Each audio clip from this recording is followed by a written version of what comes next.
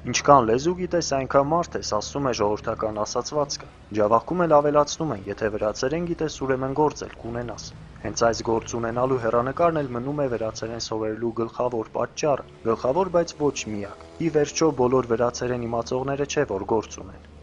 Մարդիկ ուզում են շփվել վրացիներին հետ, ուզում են լեզուն իմանալ։ Բոլոր ցանկացած կրթված մարդը համարում է, որ լեզուն իմանալը օգուտ է, վնաս չի։ Վրաց լեզու սովորեցնող կենտրոնների թիվը ախալքալաքում մեծ է և որպես կանոն անվճար, մեծ է նաև այդ կենտրոններ հաճախողների թիվը։ Այս ծրագիրը ֆինանսավորում է Ամերիկայի դեսպանատունը։ Ծրագրի տևողությունը 4 ամիս է։ Մենք ընդգրկել ենք շատ ակտիվ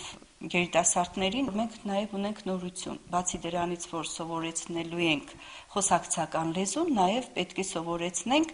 փաստաթղթերի հետ աշխատելը։ Այսօր հայոց լեզվի և հայոց պատմության դասերի հետ նաև ունենք վրաց լեզու։ Վրաց լեզվի դիմորդներ շատ ունենք 3 խումբ, որոնք գործում են։ Ես հույս ունեմ, որ նաև կարողանամ այստեղ աշխատել և մեծ ապագայի հասնել։